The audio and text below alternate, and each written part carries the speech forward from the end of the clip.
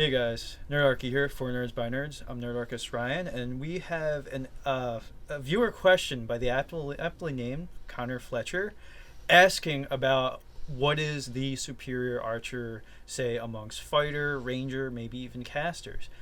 So here at Nerdarchy, we're going to have our discussions with my esteemed colleagues. I'm Nerdarchist Ted.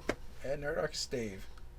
So what he actually asked was, what's the best class? And, is there a point now that, mages Because they're and casters get a scaling at will cantrip? Right. And I like this because we actually had a player that was going to play a ranger character and play an archer character, and Ted convinced him to play a ranger. But I actually think a fighter or a rogue makes a much better. They do different things. Well, right? they do different things, but yeah. I think they make better archers. Right. Well, so do we want to just lace into one and then kind of go over its pros and cons? And, So you say a rogue. So why do you say a rogue is a better Sneak attacks, the ultimate sniper. Well, especially with assassin, like the assassin archetype. Well, if you go with assassin, you can get a lot of advantages, but sneak attack is not as worded the same as it used to. So you're only get one per round. That's you're gonna get one per round. Yeah. You're only gonna get one per round. But I mean, it's not like, oh well, I'm just gonna go ahead and do it and get the sneak attack, every single round. As you see, it's not always easy to pull it off.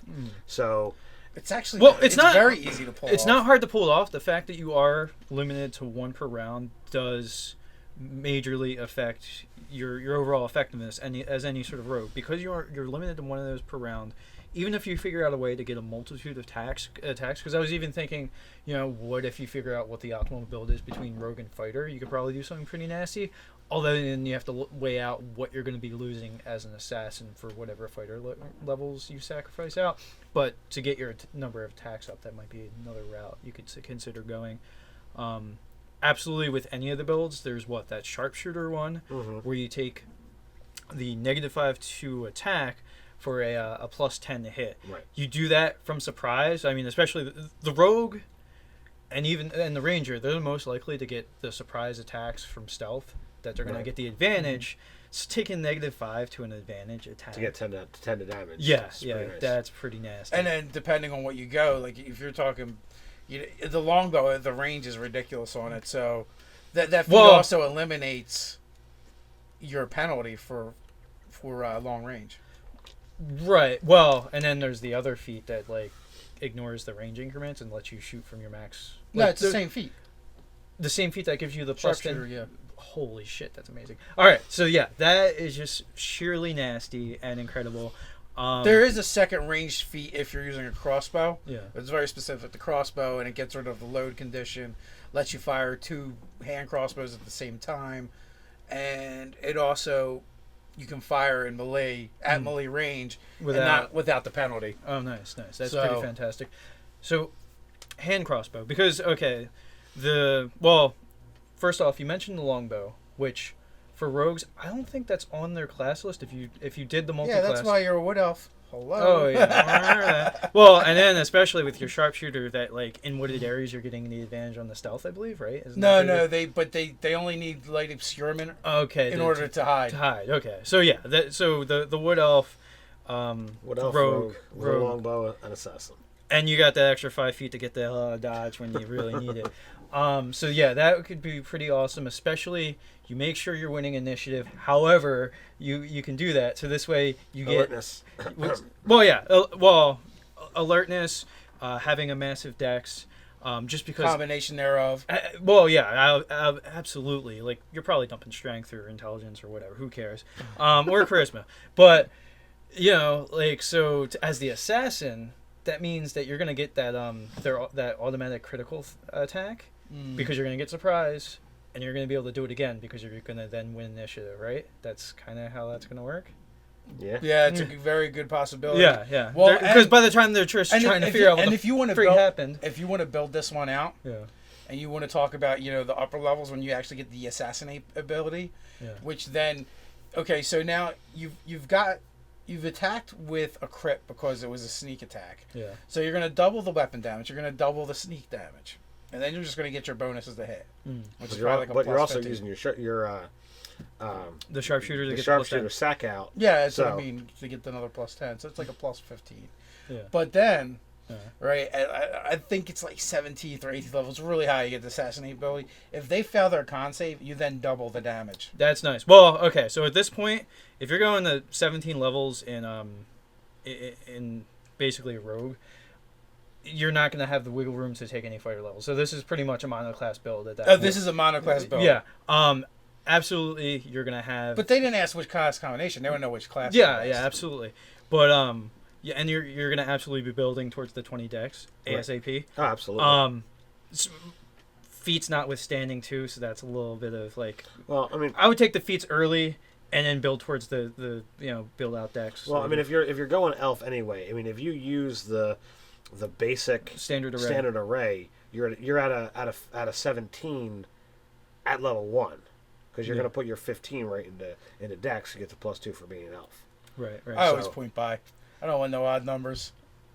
Well, I mean, yeah, no, there is that. Unless the only time it's worthwhile is when there's If you're taking a feat that gives you a a plus feat, 1. yeah, a feat in your primary stat. Because I was thinking about the only build off of the point buy that can start with an 18 is if you take your basically it's the human that you put your +2 in one stat. You still can't get an 18. No, you You could. can't put your plus 1s in the same stat. You get a +1 and you can get a +1 from a feat, so it's Son of a still bee. only a +2. Yeah, you can't do the other one. They saw you coming a mile away. Son of a bee, like your sharpshooter. Yeah, Sees you yeah. coming from a mile away too. All right, so we've kind of explored the Rogue meteor swarm arrow. So so we were talking about rocking a +20 to damage before you touch the die when you're having your 20 decks basically, and you're No, it's only a plus 15. Is it a +15? Oh, you factor in Only the if you use +5 from math, dex. but Yeah, right. Well, who needs math? It's Five, arbitrary. 5 from dex, 10 from Okay, 10 you- from sharpshooter. You were But- counting crit, it. you double listen, that. the heavy archer is nothing to sneeze at either.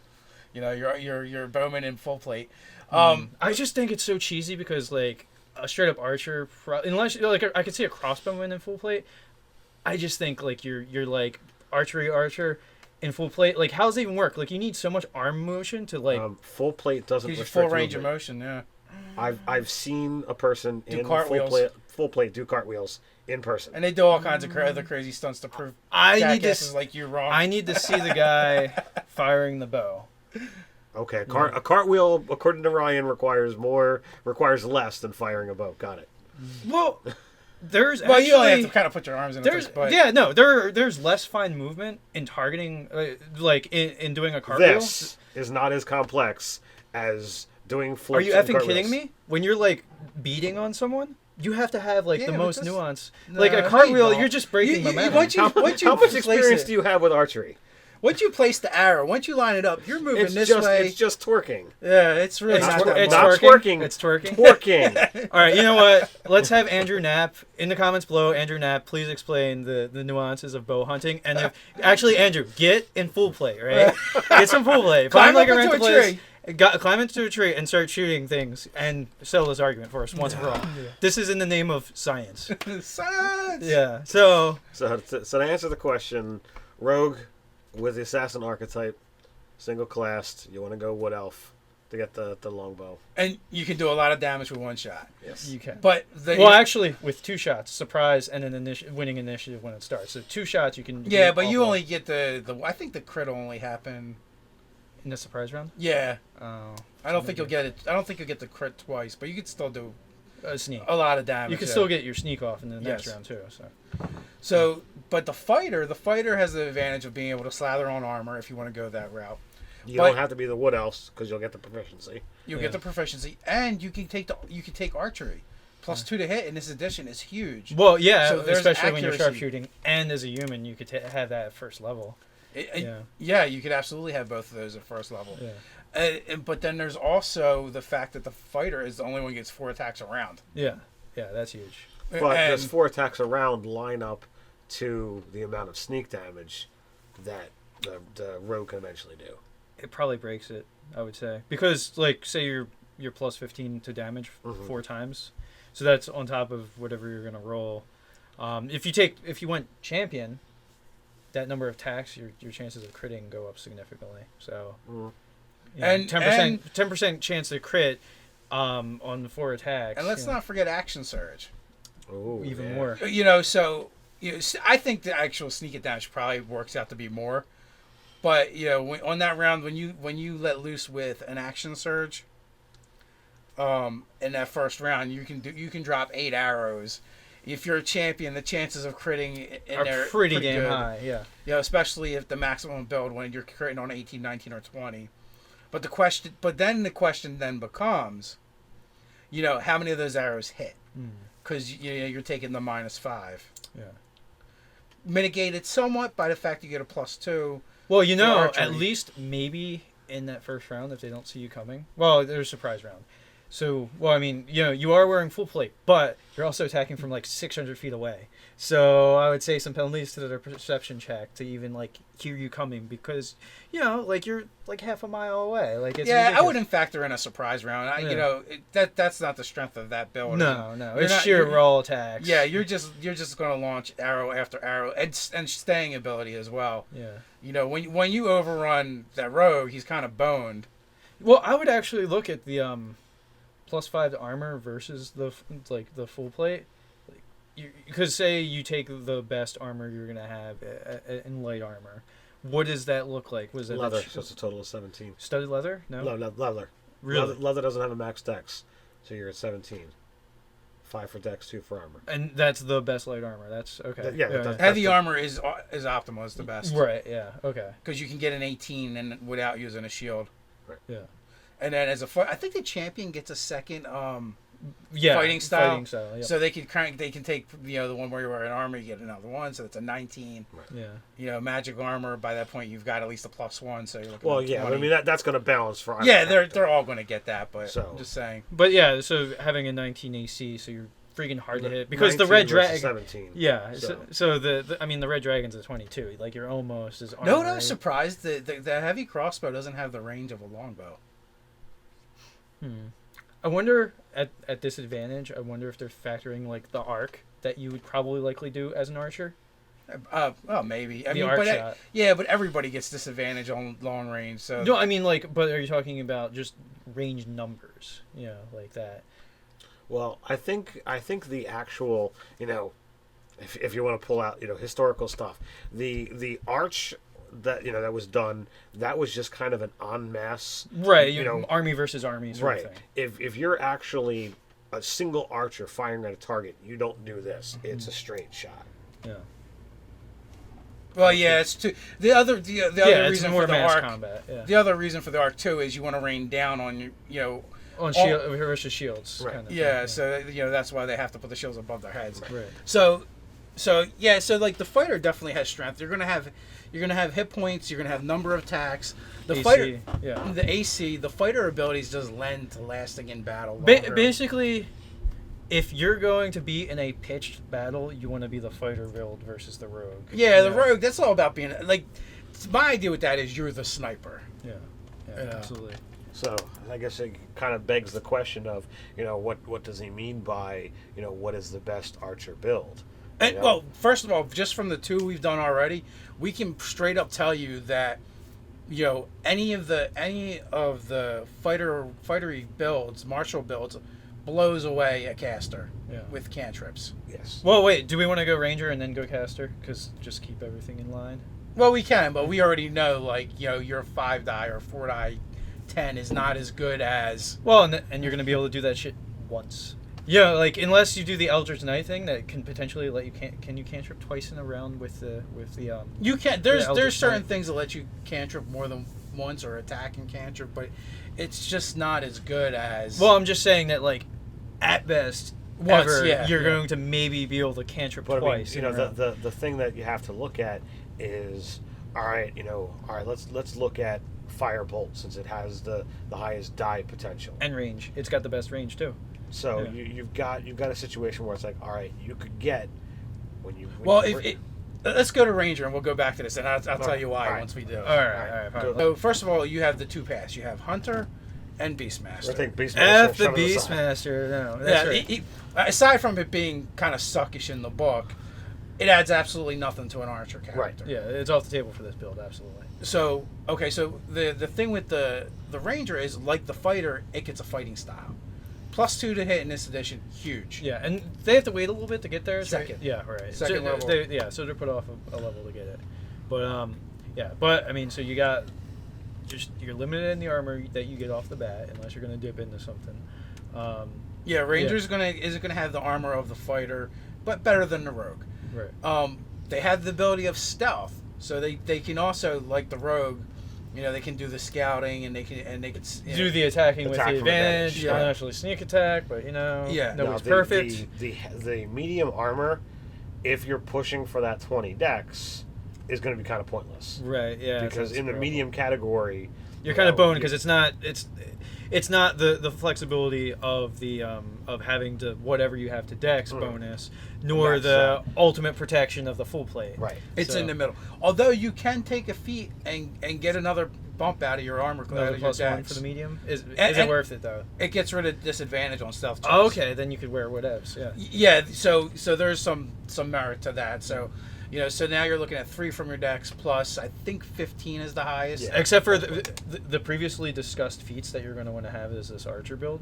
Feats are kind of scarce for the ranger because unlike the fighter and the rogue, they don't get those. They don't get as many. Yeah, they don't get as many bumps. Well, so you're going to and be you kinda know what? We precious left stuff. that out with the fighter. The fighter gets more feats. And the rogue also does get a bit more. He gets one more, Right. and the fighter gets one more than him. Right. Exactly. So there's also those benefits. the as well. economy of the feats that the two that are like a blatant given you're going to want.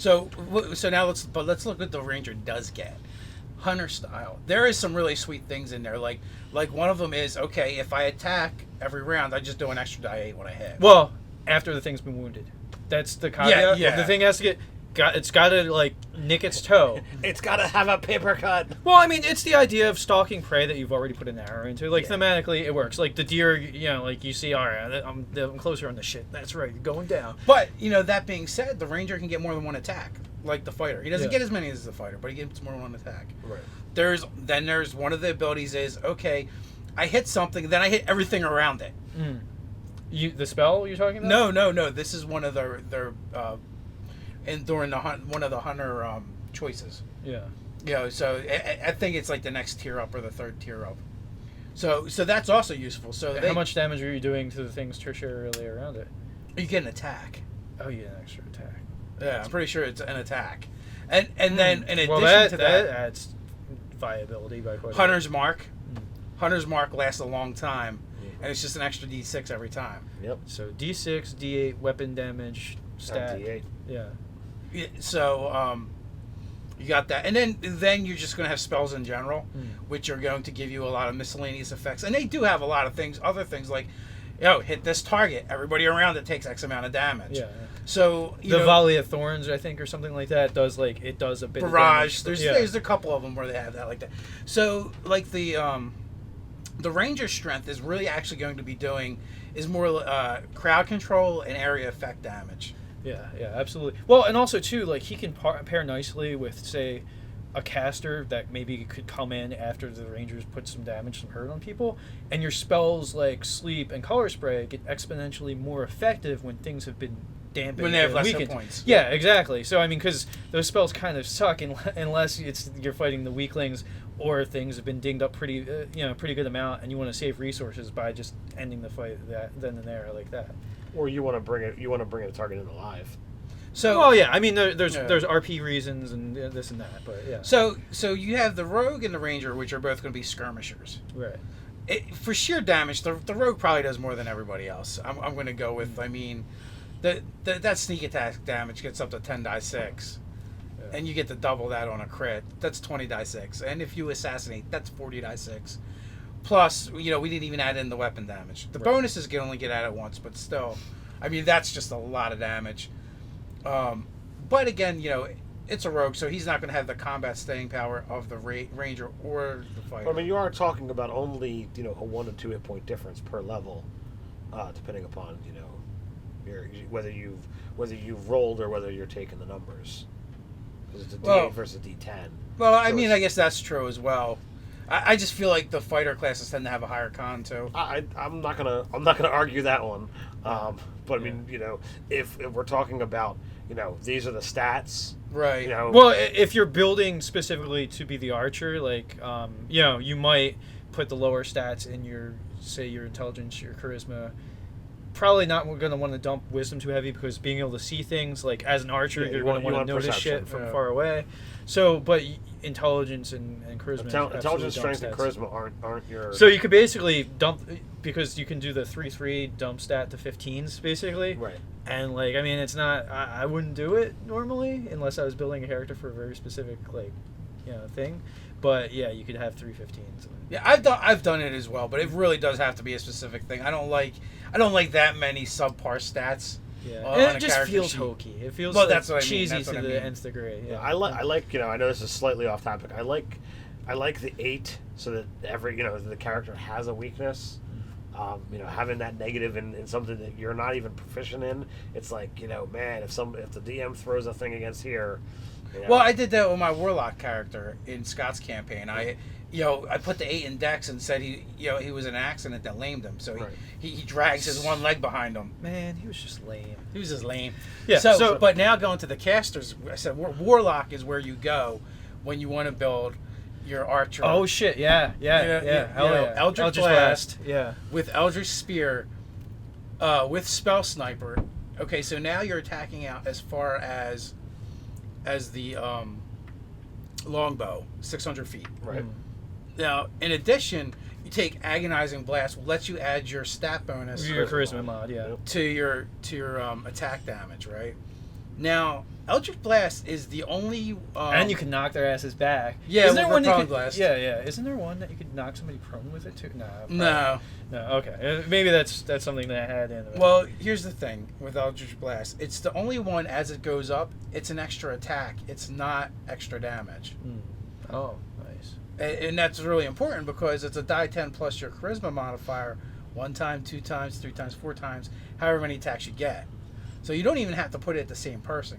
Again, Repelling Blast lets you push them back 10 feet. And you keep doing it. And if they're 600 feet away, it's just going to take forever to get to you. You just do that shit off people off the side of the cliff. Well, I mean, if you're getting 4 or 5 attacks around with it, I think it maxes at 4. It maxes at 4. Well, if you're getting 4 attacks around and somebody's 600 feet away, So the first 5, 11... They're never fucking getting to you. Yeah. Well, they could technically, I use my move action and my action to move.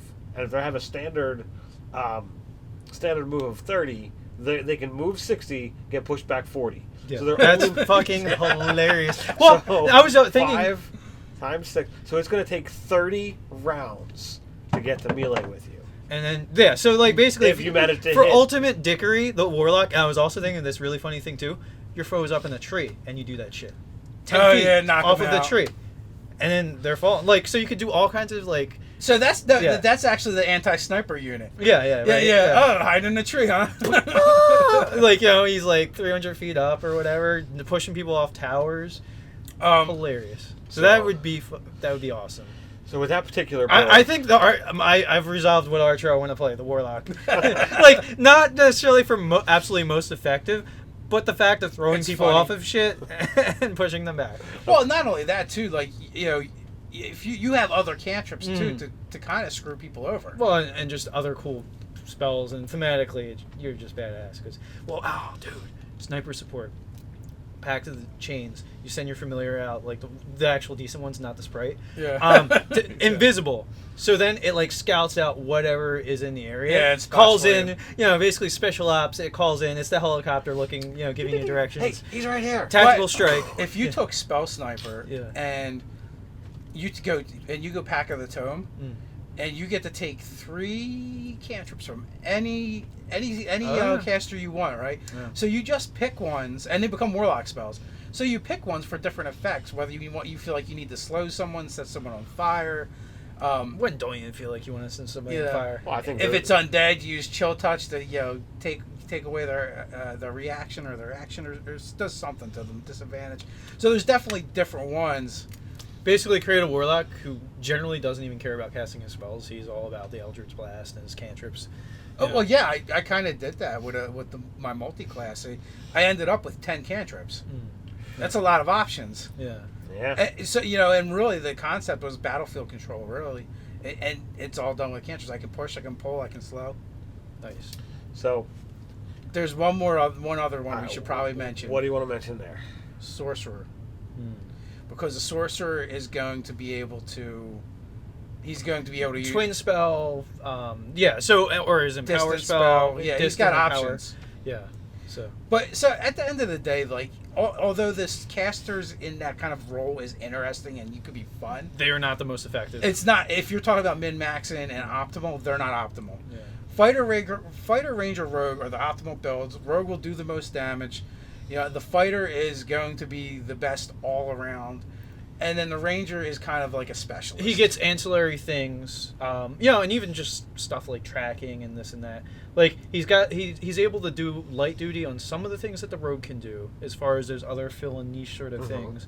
And he's got the same hit points as the fighter. Yeah, and he's got that same staying power. Yeah, minus the armor. And then he's got a bit of a spell array. Like sometimes just having access to cure light wounds pretty handy, or good berry or whatever. So there's that. There's one more that could probably do some stuff. This video is gonna be like 5 hours long because Yeah. he's just like, and there's one. Anybody can be an archer. No, what about the commoner, the pig College herder. of Valor Bard? Okay, what do we got there for it to be a contender? Well, I know there's some good bard spells, but I mean, what else? Bard spells. He'll get access to martial weapons. He gets a lot of the rogue abilities. He does. He gets an extra attack. He gets an extra attacks. He gets expertise. So he could be as good as the rogue as far as hiding spotting and stealth and stuff like that. Well, percepting and hiding. Yeah. I believe they get to combine attacks with magic. Really? I'm not sure if it specifically has to be a melee attack or not, but they can cast. They're usually pretty I specific think about the bard the is going to fall below the casters. I don't think they're. Maybe, I don't know.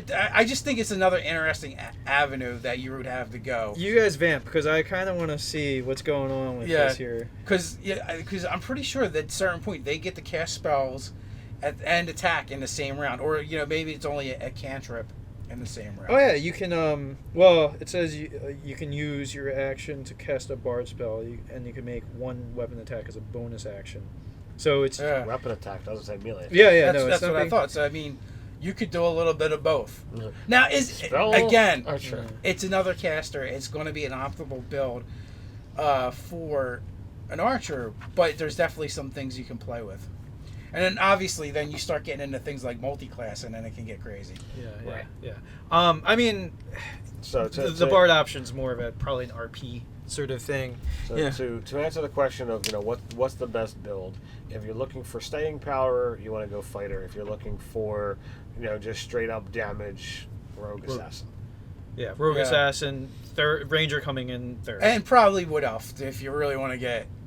Sweet. Well, actually, any elf will do, but wood elf gives you some more roguey type abilities. Well, he's badass in the wilderness, which, let's face it, if you're using at range like a bow, you're going to probably want to get far enough away from anybody for it to matter.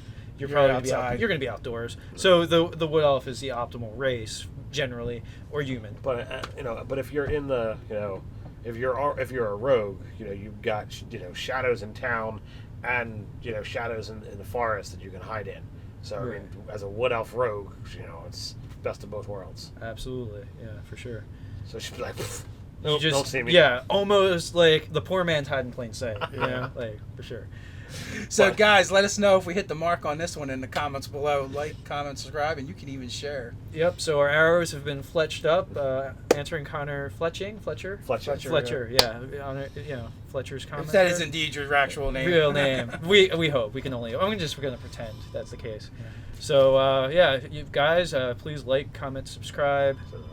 We said that. We said that. Find us on nerdarchy.com. You can check us out on Twitter. Repeating crossbow, repeating outro. Well, until next time, guys. Stay nerdy.